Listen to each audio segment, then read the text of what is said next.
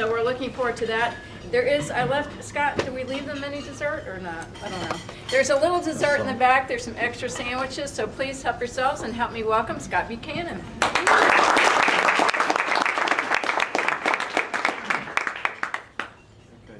We've got a microphone. Yeah. You have to speak very closely and Yeah, I'll loudly. just yell. Can y'all hear me in the back? Okay. Is there a little... Yeah, and does he just push here? Yeah, that's all you need to do. So I think you can actually just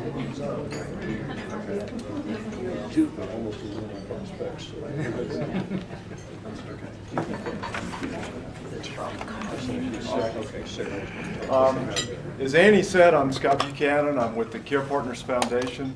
A lot of people don't know much about our foundation or really about Care Partners, but it's a post-acute care organization that goes from Franklin to McDowell County, serves almost all of western North Carolina down to the South Carolina line and up into Yancey County. On any given day, there are about 4,000 people that are being served by Care Partners.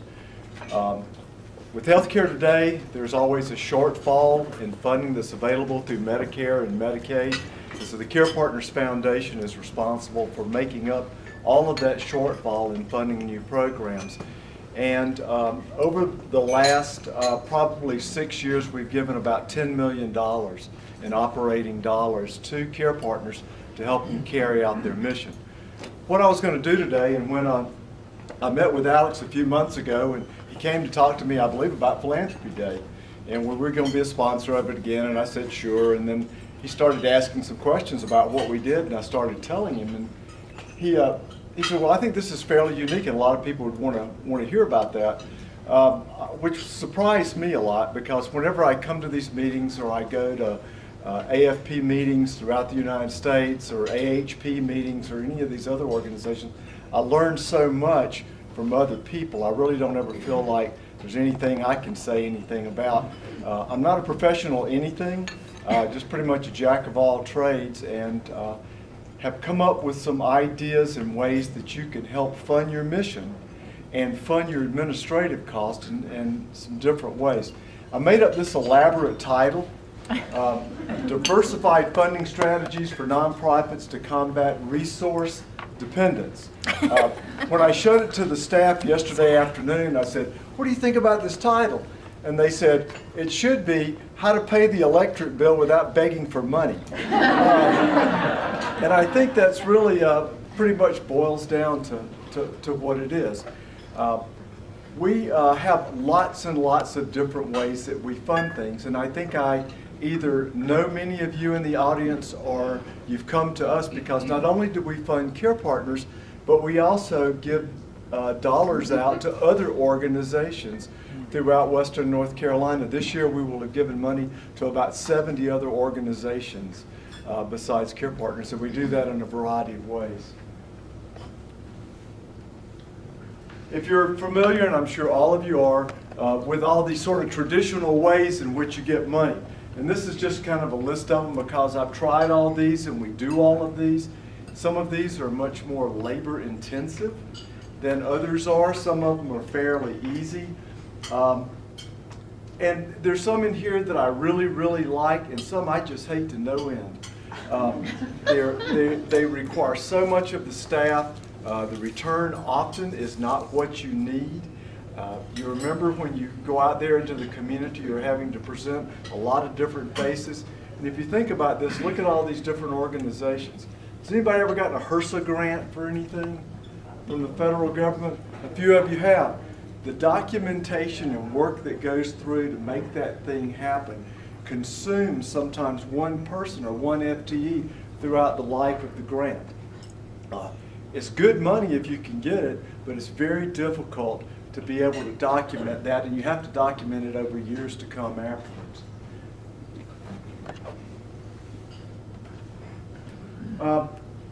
One thing that's been a real challenge to us, and I think also to you, is whenever you go to anyone and ask for money, and you go to a large donor, or you go to an organization like the Duke Endowment, or you go to Wells Fargo, any of these folks, one of the things that they often ask is, how much of your money or how much of this donation is going to cover administrative cost.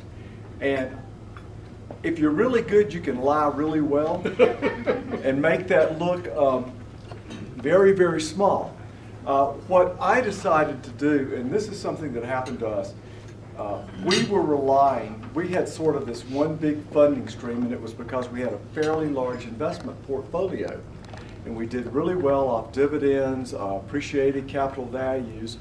And in 2007, when the market collapsed, we lost 36% of our portfolio that disappeared. I blamed a lot of it on myself because I thought I'd made bad decisions, and I blamed our fund managers, and I blamed George Bush, I blamed a lot of people.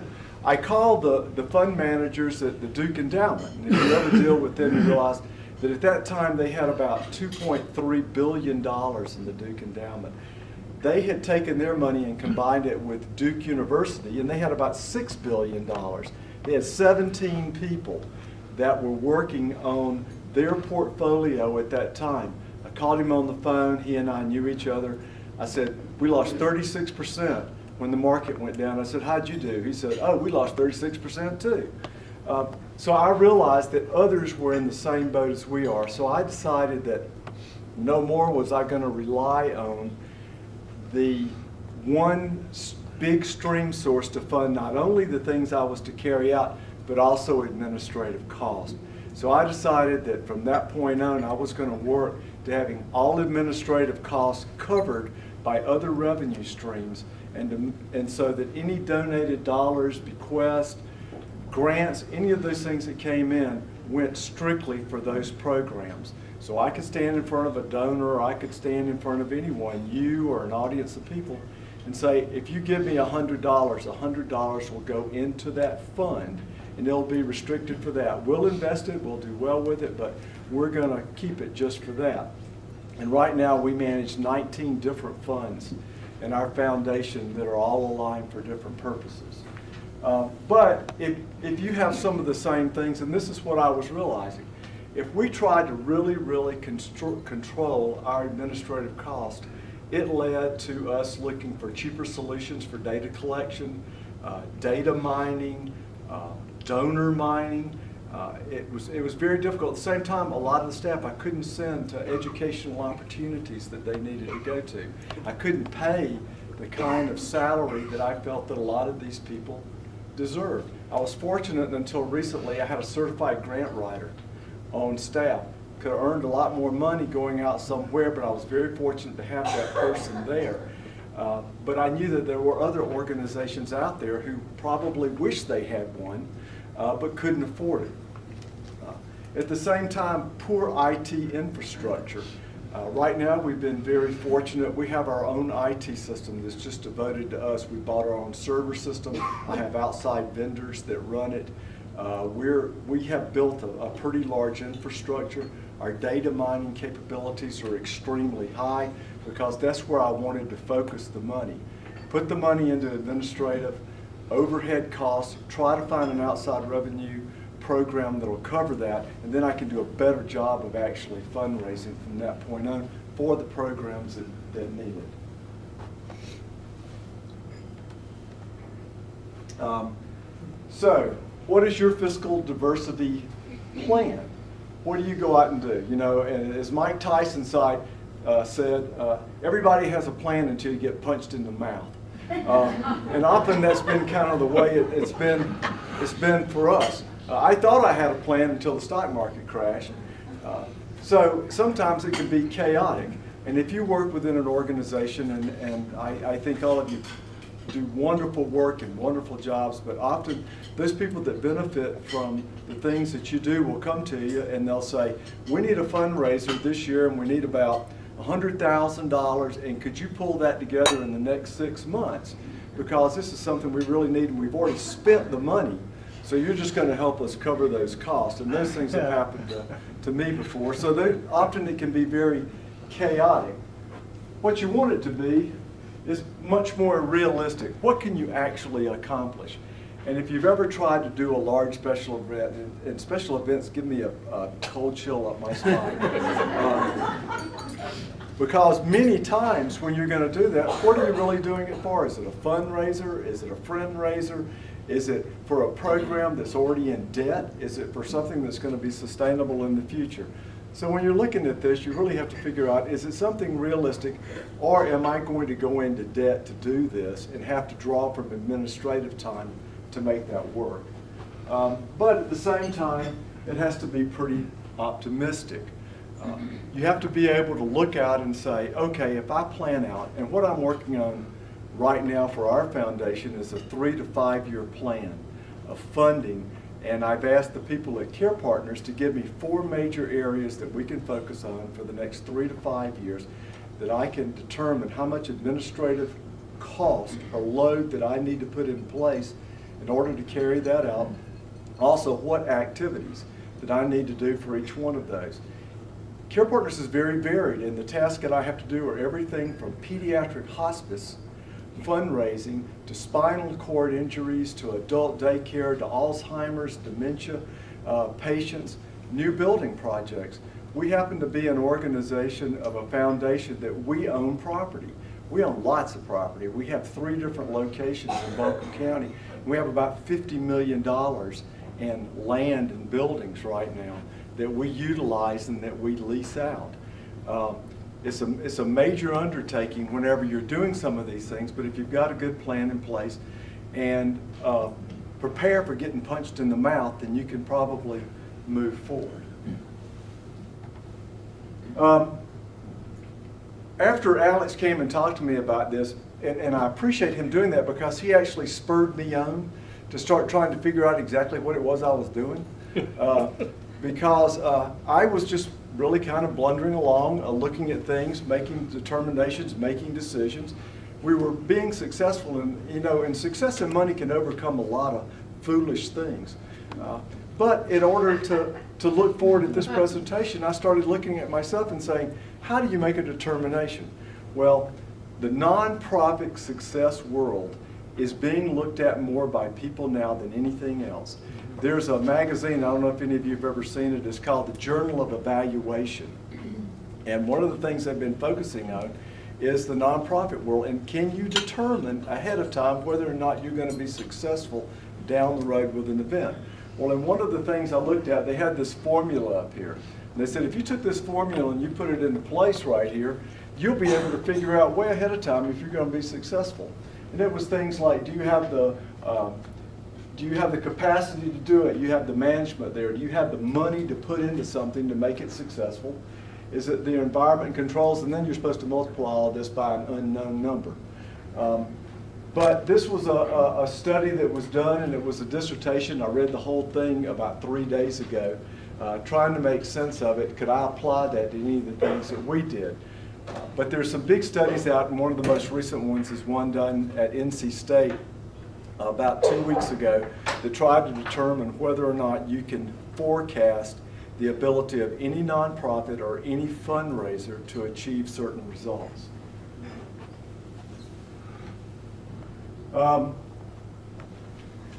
This is probably hard to read any further back than this table right here. But it basically says that nonprofits that rely primarily on contributions will experience more volatility. Now, one thing I've learned with the losses we suffered in the stock market, one of the greatest things if you have a portfolio is what? It's diversity. You have got to have a very, very, very diverse portfolio in order to weather ups and downs in the market. Well, the same thing applies, and as I said, I'm no professional about this or even knowledgeable. I'm just telling you how I look at it and how we do it, is I try to have a diverse grouping of ways in which we can raise money and cover costs.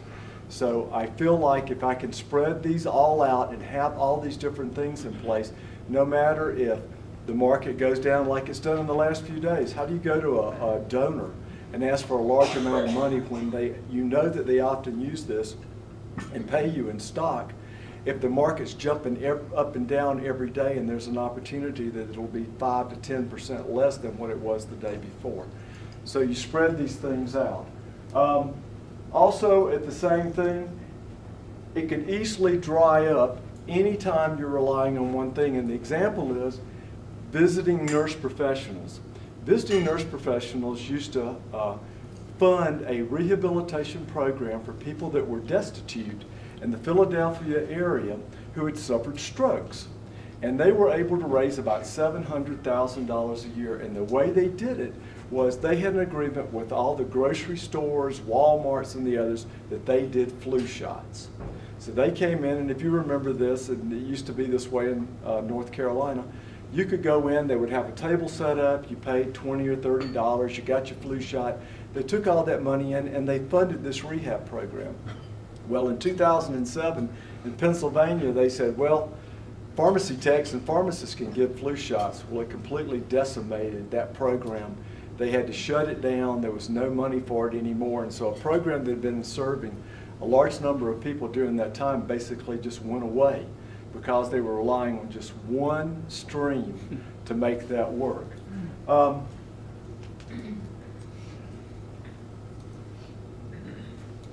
Let's see what else in that one. And if more than 30% of your budget is focused on just one source there, a couple of large donors or a government grant or anything like that, you have the opportunity to get yourself in trouble. So I try to make sure that I keep only about 20% reliance on any one of those areas there and spread that opportunity out.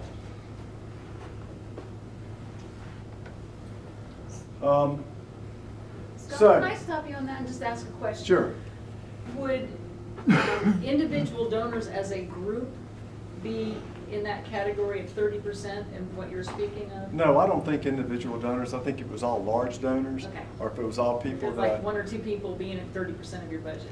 Sure, and if you've been like me, one day they can call you on the phone and say, I've decided to give that $50,000 now to another organization there.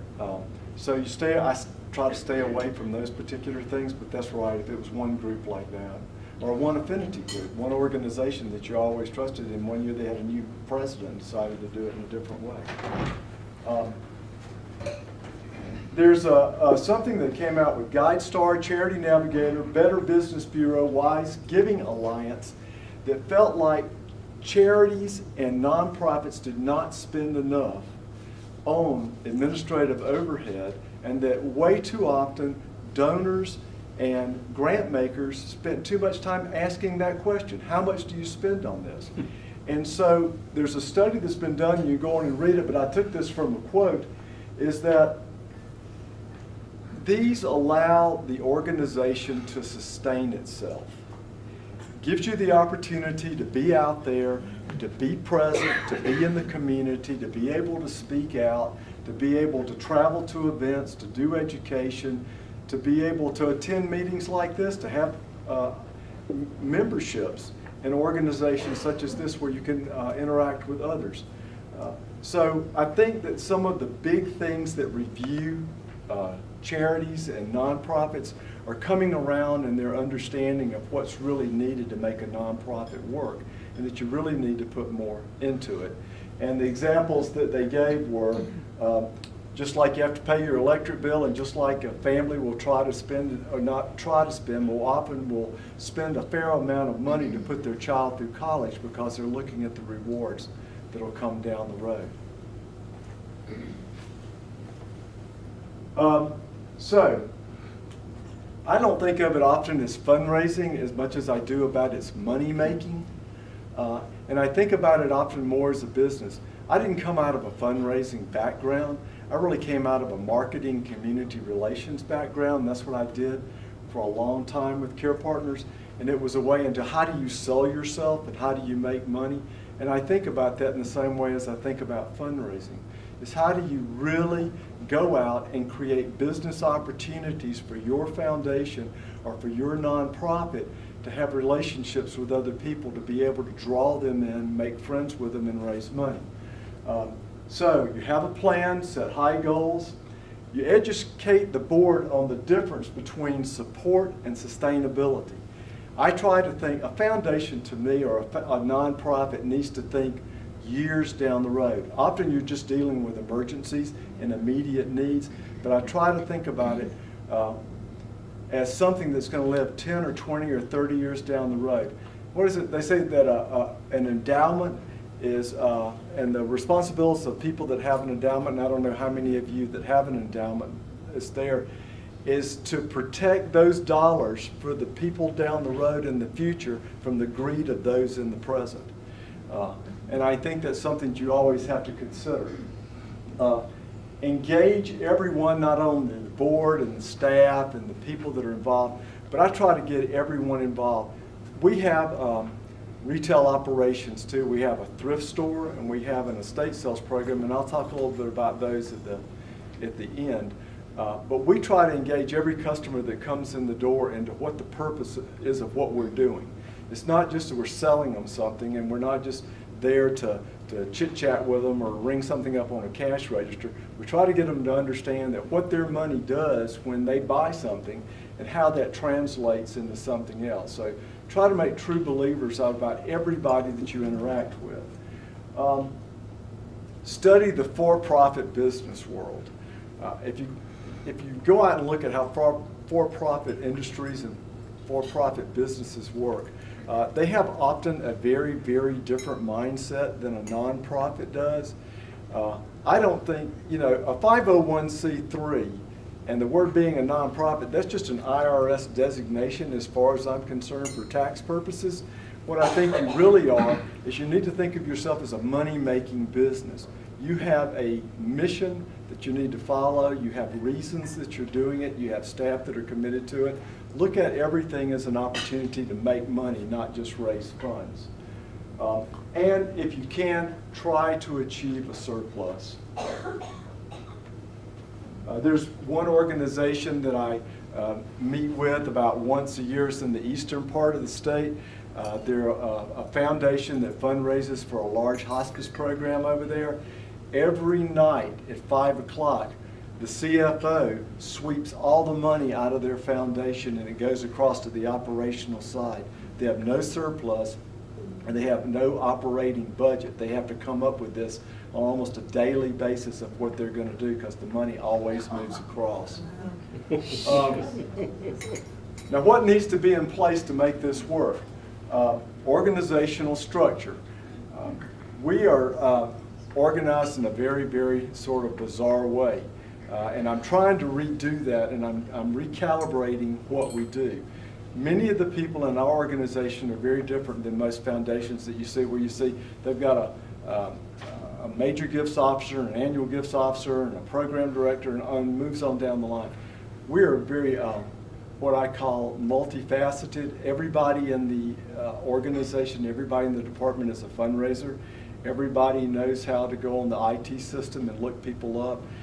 Everybody there can eloquently, I hope, speak to what the needs are and what we need to be doing there. Each of them are set up to where they can work with a donor and do a gift, and they can work with other nonprofits. And I encourage them to be on other boards and in other organizations and work with them to sort of tell the story and be out there. Managerial experience, that's probably me, and I don't count that. But positive operating environment. We work very, very closely with the people we support. Whenever anybody comes to me, either from Care Partners side and says, we have a loss this year, and I'll give you an example of it. They came about a month ago and said, we are serving a lot of pediatric patients. And we've got them in, they get discharged from Mission or from some other healthcare situation. They have a very limited life expectancy. They're struggling at home. The parents are having difficulty with them. Or maybe it's a child that's always been a fragile child and they need hospice care. And they said, just in direct cost alone, not in charges or anything else, we lost $286,000 just in the past 11 months. Will you fund that for us? Well, my engagement to them is then start in with everybody on the staff, work with the people that actually care for these patients, and then start engaging the parents of these children in the same way. Find out what they need in the home. If we went to Toys R Us and Babies R Us, told them that we had a hospice pediatric room, at our facility, and we needed some stuff where they gave us 2 brand new beds, they gave us everything we could possibly want. So we created a partnership now with them, and they feel like they are a part of our organization and they want to be involved. Every time we have a kid there, every time if any parent comes to us and says, you know, I don't have these things for my child, we can go to them and they're more than willing to donate those things to us. A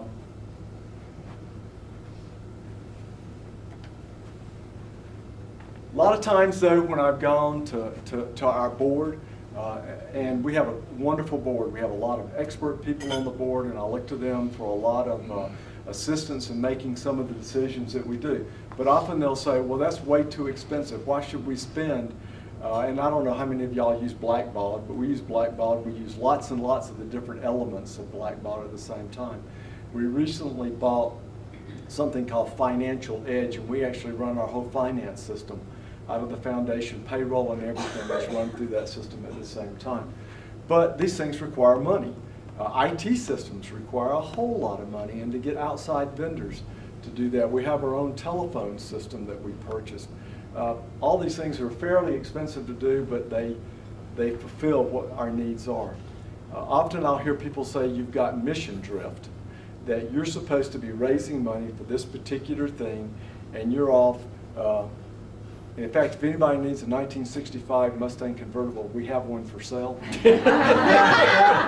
Mint condition, only 25,000 miles on it. Wow. So I've got it over at one of the stores if anybody's interested, and a boat too. So, but people tell me, they say, well, wait a minute, that's not focused on what we need you to do. You need to be out meeting with donors, talking with folks, doing planned giving, doing all these different things. And I say, yes, but the thing is, I can get $20,000 by selling this car over here, or I can work for weeks on end trying to raise the same amount of money in some other fashion. And that leads into management drift. A lot of people say, well, you get all of a sudden everybody's focused off on something else. They're doing this over here instead of being focused on what the real purpose of their job is. Other revenue crowd out. All of a sudden you start making a lot of money doing something that's sort of like other business income coming in than what you're really doing on the side over here. So then you start seeing where the efforts are really going and what are you putting those efforts to. And then a lot of culture classes and divisions. We found that with the organization that we support, nurses, doctors, therapists, and all those folks, sometimes they have a difficult time understanding what we do as fundraisers to try to support them and why we're doing that.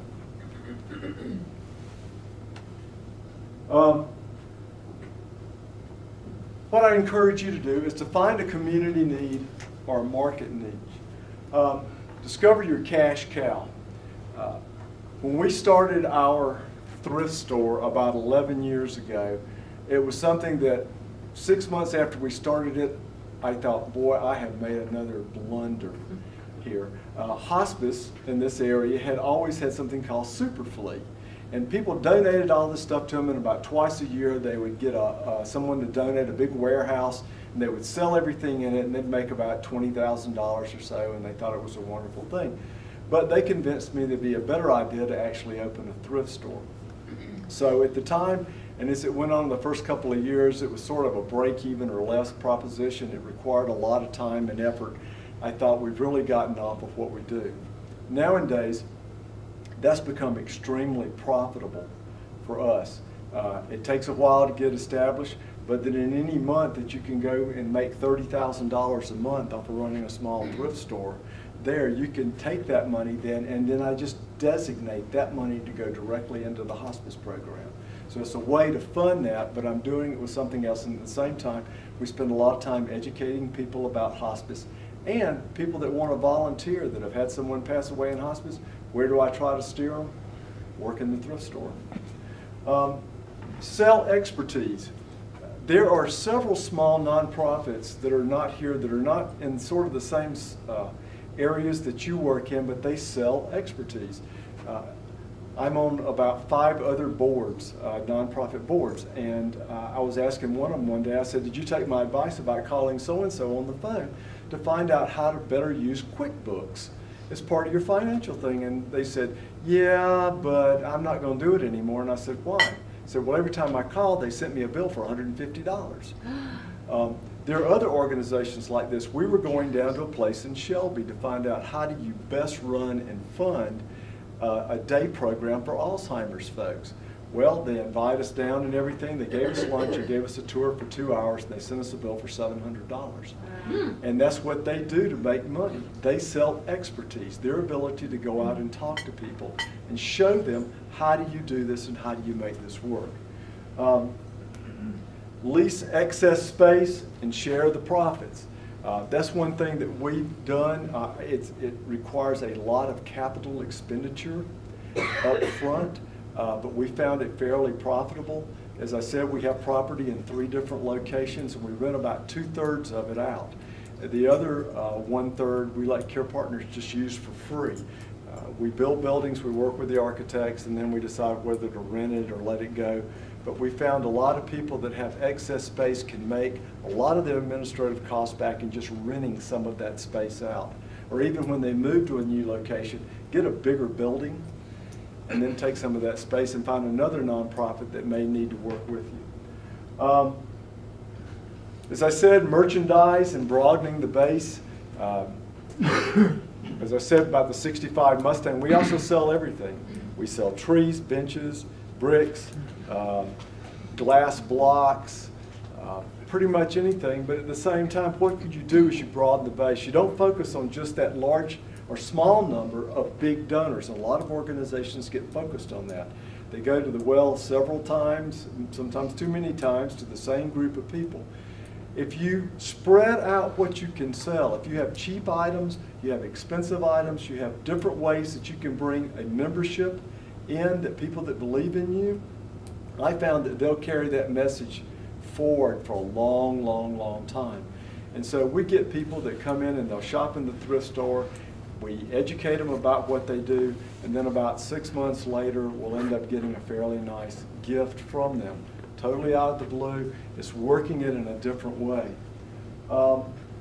Conference center, conferences, this is one I've been thinking about to do. A lot of universities have done this. They buy enough property, they have a conference center, and they tailor it to a particular audience, like nonprofits. One in which you go to the nonprofit and say, what is it that you need? You need breakout rooms, you need all these different things, you obviously need great parking. Although I love this space right here, my wife and I are living downtown right now, and I can almost see the building we're living in out the window here, but parking is always an issue when you're downtown. But if there was a place that catered just to nonprofits and other organizations, that you could have a resource center that you could come to for conferences and other things. We have a small conference center over next to our stores on Fairview Road, and I've opened it up to other folks to be able to come in and use. We don't charge anything at all.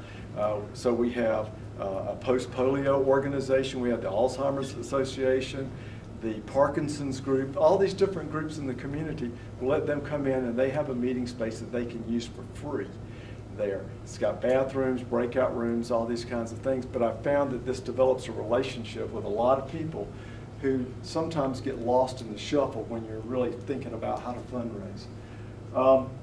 Affinity fundraising and finding interest.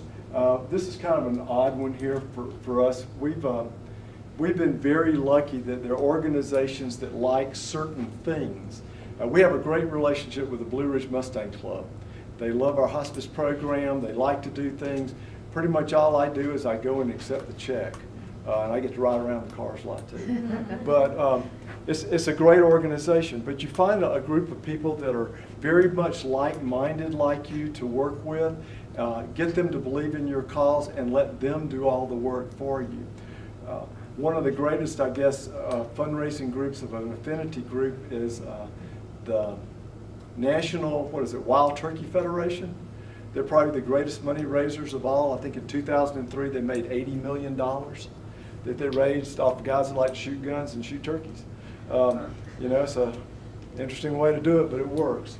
And then a revenue ruling in 2004, this was an IRS ruling, that was that nonprofits can form partnerships with for-profits. and you can then form an LLC and work together to raise money and make money. And you can word it in a way and you can work with it where you often can get around paying a lot of the taxes that are usually found in those. But there is a ruling that's in place to make that work. Scott, can I mention one thing? Sure. I had an organization I ran one time that worked with the federal government, and we found out that the federal government is always having conferences and that kind of thing, and they couldn't set up the conference. And so as a nonprofit, we got a number of very lucrative contracts with these federal agencies to run their whole conference for them. And it was a little bit of work for each of 3 or 4 people. But keep your ears open for federal and state agencies that need to run the kind of thing that you all do every year anyway. So that's kind of the formal part of what I was going to talk about and how we arrived at our decisions to do things. To tell you about specifically what we do, I target to have available about $3 million a year in money that I can give to care partners, and then we give away about $150,000 to other organizations in the community there. We have, of the money we raise, that's donated. Any donated dollars, as I said, go into those 19 funds. We raise all of our administrative costs, and that's a staff of about 8 full-time people and 8 part-time people that we're able to cover those costs on, plus building upkeep on about 225,000 square feet of buildings that we maintain at the same time. We get a good bit of our money from our investment income and dividends, and we've structured it that way to be able to draw down on that. But most of that money goes for covering the cost of building repair and new building construction that we pay. A lot of our money that we get from rental income, I use that to cover the cost of salaries and education for the staff. We also have, as I said, our retail operations. We have a thrift store that does well. And we have a different program. It's an estate sales program. And about 6 years ago, a couple of folks came to me and said, have you ever thought about doing estate sales? Well, I don't even know what an estate sale is. And I said, well, what are we going to do? And they said, we think that there are a lot of people that retire to this community who come with a lot of things. We think there are a lot of people that downsize, and we think there are a lot of people that go through, have family members who pass away in hospice, and they don't know what to do with all the things that they have left there. And so they donate some of it to us, but other times they just don't have any idea.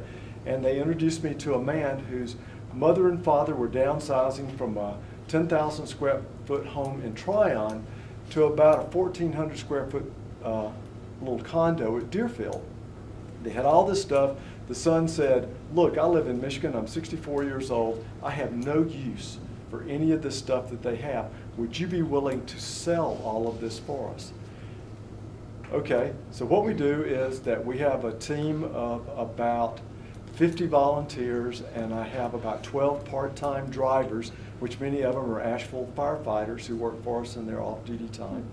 And they go out and do pickups. We have an appraiser, we have a furniture restoration business, we restore furniture, we get it appraised, and then we sell it, and we split 50-50 with people. And as I said, we have cars, we have boats, we've had gun collections, we have had a 15,000 piece toy train collection, we've had art collections, and once I think they hear the story, many people will say, well, I'll tell you what, sell half of it and you get the other half as a donation, and you can sell that. So we've been very successful.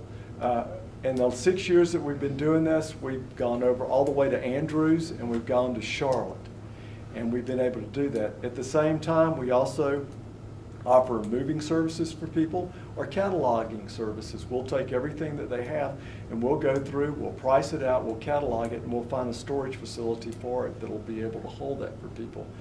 We'll go in if people are downsizing, and we'll help them decide what they're going to move into their new location and what furniture that they can take with them and what furniture they should sell. We also do staging for house sales, just a whole variety of things.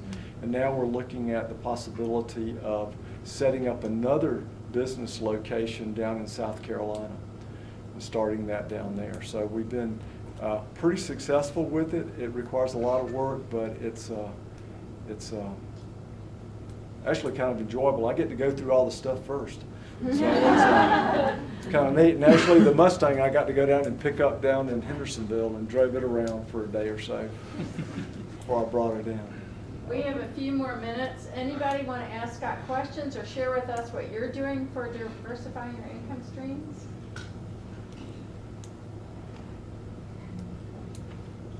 Well, that should A quick question is, how did you convince the board at the very beginning to take a leap?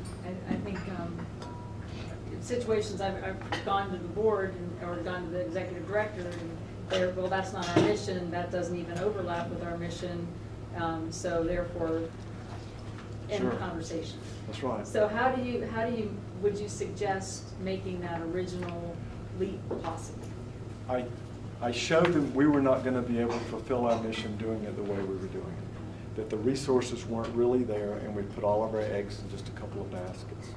And we had to try a few new things, but they had to be sustainable themselves. That I wasn't going to use funds from somewhere else to make these other things work. That if I had to take out a line of credit to run just this particular business, and that's what we would do. And so we made each one of them sort of siloed to where they had to be successful on their own first. And I told the board, if it doesn't work in 2 years, I'll close it down. And so each one, that was the way I kind of approached it. It's just an experiment. We tried. If we make money on it, we keep it. The thing is, now that we've done a couple of things, those are the things the board wants me to focus on. They're bigger on that than they are on the other things. There. Was there anything that you tried that didn't work? Are you willing to share that with us?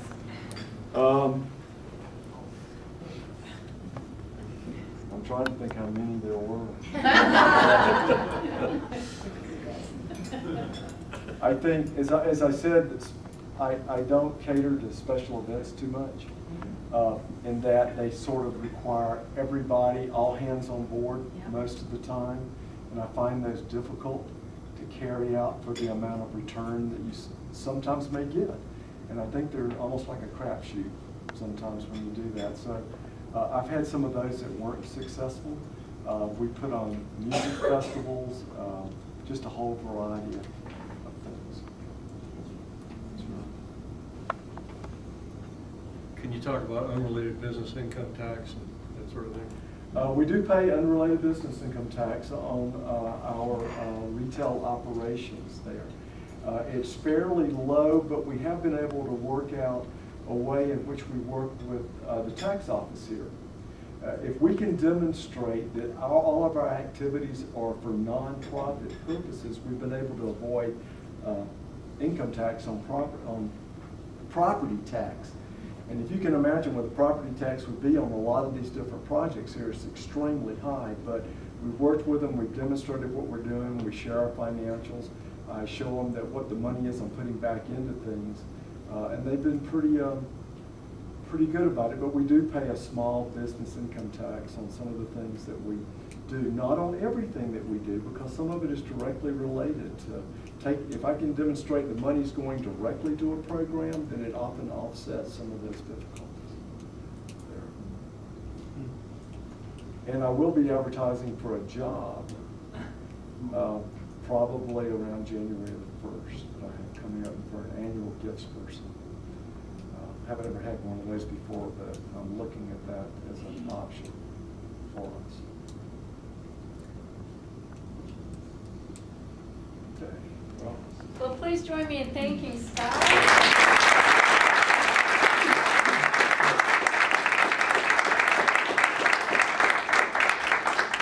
Enjoy the rest of your time. There is dessert, and I'm sure you'll stay for some questions. Is that okay? Great. Thank you.